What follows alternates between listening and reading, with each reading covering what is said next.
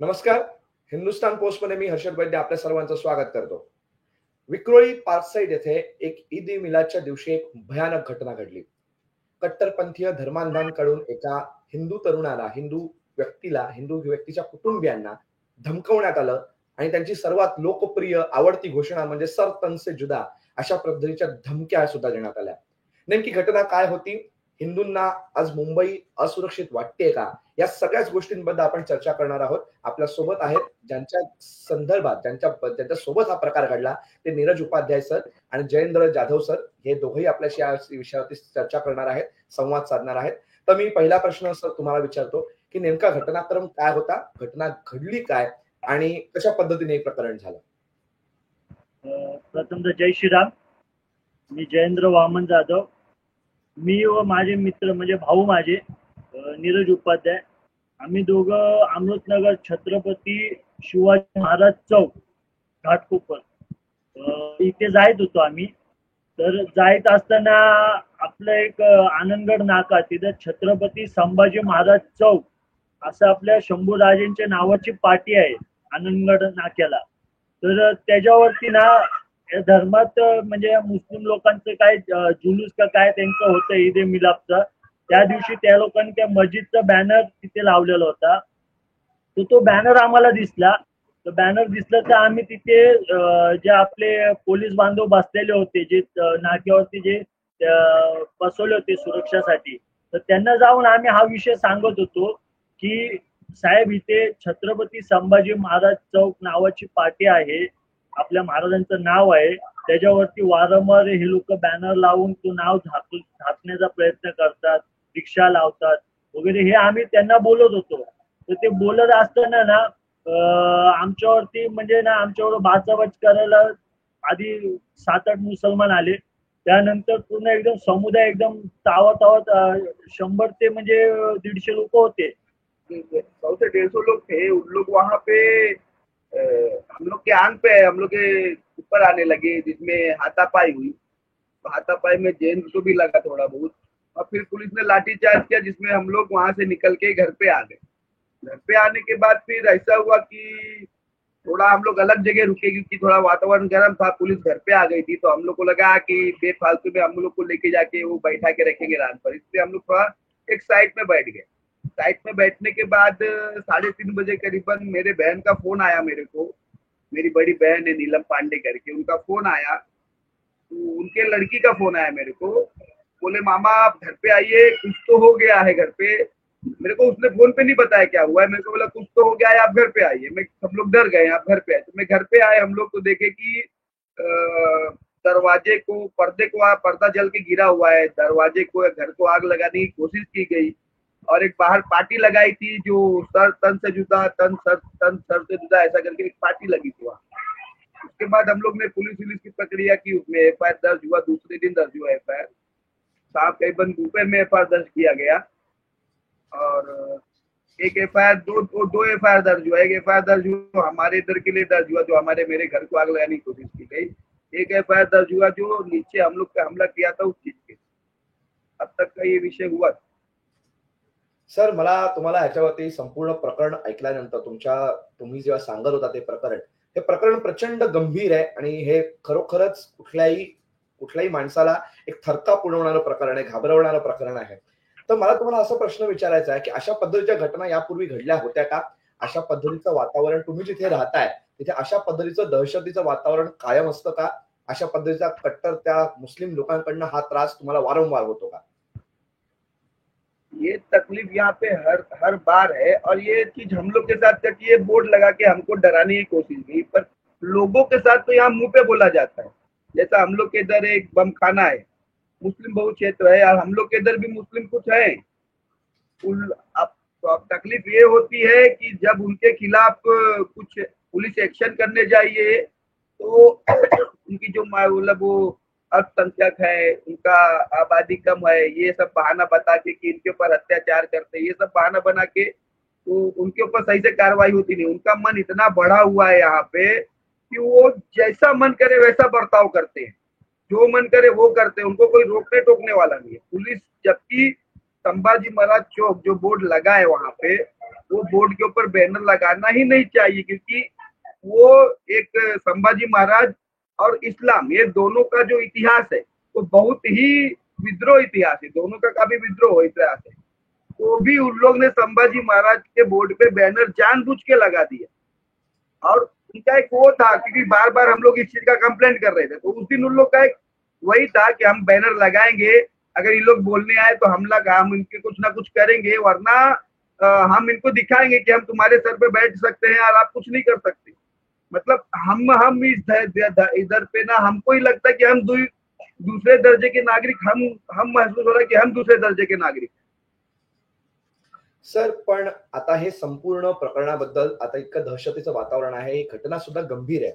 तर याच्याबद्दल तुम्हाला कुठली मदतीचा हात पुढे केलाय का? कोण मदत करायला तुम्हाला आलं होतं का? कुठल्या हिंदू संघटना तुम्हाला मदत करायला आल्या होत्या? कुणाकडनं तुम्हाला मदत मिळाली? पोलिसांकडनं मदत मिळत नाहीये, पण कोणीतरी तुम्हाला मदत करायला येत असेल. कोण मदत करतंय तुम्हाला ह्याच्याबद्दल? त्या कोणी असं मदत करणारा आहे का? मदद मदद मतलब जिनके साथ हम काम करते हैं, जिनके साथ हम धार्मिक काम करते हैं, उन्होंने थोड़ी बहुत मदद की है, जिसके कारण थोड़ा सा प्रशासन का हेल्प मिला है हमको। वो लेवल का हेल्प नहीं है जैसा होना चाहिए, प्रशासन का हेल्प मिला है।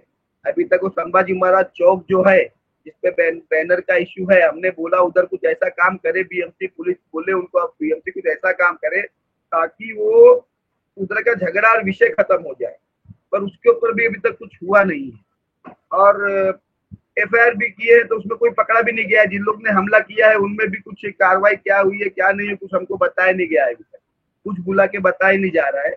बस हम लोग अपने घर पे बैठे हैं। और एक बाहर हम लोग के जो हम लोग का बाबा डॉक्टर साहब अम्बेडकर चौक है, मतलब मेरे घर के बाहर थोड़ी दूरी पे 100 मीटर की दूरी पे, वहां पे 2 पुलिस बंदोबस्त लगाया गया है। वहां पे सुबह शाम 2 पुलिस वाले बैठते हैं। ओके. सर, पण आता हे सगळं आपण आता ह्याच्यामध्ये शेवटचा प्रश्न तुम्हाला असा विचारतो, की आता हे सगळं पोलिसांकडनं मदत मिळत नाही. तुम्ही आता हे करतात. ईद-ए मिलाद होऊन सुद्धा आता बरेच दिवस होऊन गेलेत. तर या सगळ्या ह्याच्यामध्ये आज दहशतीचं वातावरण तुम्ही असताना आता याच्या पुढचे तुमच्या गोष्टी काय असणार आहेत? आता पोलिसही तुम्हाला मदत करत नाही. जर एफआयआर वगैरे तुम्ही कायदेशीर प्रक्रिया आता पूर्ण केली आहे. पण ह्या लोकांना धडा शिकवण्यासाठी आणि या लोकांना आपण एक सज्जड आपलं अस्तित्व दाखवून देण्यासाठी तुम्ही काय करणार आहात आणि ह्याच्या पुढे आता तुमची गोष्टी कशा असणार आहेत? तो सिंपल सा विषय है सर, जो संभाजी महाराज चौक है उसका सौंदर्यीकरण अब होगा अच्छे से, और अब वहां पे किसी को भी बैनर लगाने दिया जाएगा नहीं। वहां पे कोई भी एक संभाजी महाराज चौक अच्छा सौंदर्यीकरण किया जाएगा, बैनर ना लगाने की कार्रवाई की जाएगी। और हिंदुओं को, हिंदू जो ये हमारा जो क्षेत्र है वो ऊपर पट्टे का हिंदू बहुल है, नीचे जाएंगे तो वो मुस्लिम बहुल होता है। ऐसा 2 पट्टा है हम लोग के इधर, कि जब रास्ते से मतलब हमको अगर बाहर निकलना है, मुस्लिम बहुल क्षेत्र पड़ता है बाहर निकलने के लिए, ऐसा 2 पट्टा पड़ता है। तो इसमें इनको सिखाने के लिए क्या भाई, जो उनका स्टैंड है, अनलीगल स्टैंड है वहां पे, जिसको कुछ के गाड़ियां वहां लगाते हैं, मतलब एक समझ लीजिए कि एक हिंदुओं को एक ये दिखाना कि हम आपको मारेंगे भी, आपको बेइज्जत भी करेंगे, और आपके सर पे खड़े होकर आपको बेइज्जत करेंगे, और आप कुछ नहीं कर सकते इस देश में। मतलब 1947 के बाद भी हमने उनको भाई समझ के यहाँ रहने दिया, उनको संभाला, और उसका नतीजा हमें क्या मिल रहा है, आज वही हमारे देश में हमें मतलब ऐसा लग रहा है कि दूसरे दर्जे के नागरिक है हम लोग को ये हम लोग अपना, जबकि इन्होंने बंटवारे में इनको सब कुछ मिला, तो भी हमको सब कुछ दिया। अब हमारा एक्शन प्लान ये है कि सौंदर्यीकरण किया जाए उस उधर का, और जिन लोगों ने सीसीटीवी में जो दिख रहे हैं, जिन्होंने हमला किया था उस जगह पे हमारे पे, उनमें किसी को अरेस्ट किया जाए। अगर वो होगा तो बहुत अच्छी बात है, अगर वो नहीं होगा तो कुछ ना कुछ एक्शन हमको उसके ऊपर एक्शन पे रिएक्शन को भी कुछ ना कुछ देना पड़ेगा, क्योंकि हमें भी अपना अस्तित्व दिखाना होगा, और ना हमारे कल हमारे बच्चे लोग को रोड पे चलने नहीं दिया जाए। सर, तुम्ही एवढ्या गंभीर याच्याबद्दल तुम्ही या सगळ्या दहशती याच्यामध्ये सुद्धा या विषयावरती बोलण्यासाठी आम्हाला वेळ दिलात आणि या प्रश्न लोकांपर्यंत पोहोचवण्यासाठी आमच्याशी जोडल्याबद्दल आणि ही सगळी घटना आम्हाला सांगितल्याबद्दल तुमचे खरंच खूप धन्यवाद। आणि ह्या मुलाखतीच्या माध्यमातून आपण प्रेक्षकांपर्यंत सुद्धा हा प्रश्न पोहोचू। तसेच एक विषय आपको बताना चाहता था, एक विषय में आपको बोलना चाहता था कि ये मुंबई है ना, मुंबई में हमारे लोग रहते हैं ज्यादा है, पर हमारे लोग में प्रॉब्लम तकलीफ ये है हिंदुओं में कि हम यहाँ कमाने खाने के हिसाब से आ रहे हैं। और हमारे मुंबई ऐसा जैसा कि जब बोला जाता है मुंबई महाराष्ट्र, मुंबई मराठियों की, पर इस मुंबई में ही 90% रोड फेरी के धंधे जिहादियों के हाथ में है। हम चाहते हैं कि वो मराठी भाइयों के हाथ में जाए, हम भी यही चाहते हैं। तो वो ये भी एक विषय है कि हमारे लोगों को एक मुंबई में 90% जिहादियों के धंधे लगे हुए हैं, रोड के धंधे, जिसके कारण उनकी आबादी इकट्ठा होने को बहुत आसान करते हैं। उन लोग कुछ होता है तो वो अपने धंधे बंद कर करके 1000-500 लोग इकट्ठा हो जाते हैं। हम लोग नौकरी वाले हैं, हम लोग नौकरी करते हैं, हम लोग को 8-12 घंटा नौकरी करनी पड़ती, हम लोग कंपनी से बाहर नहीं निकल पाते।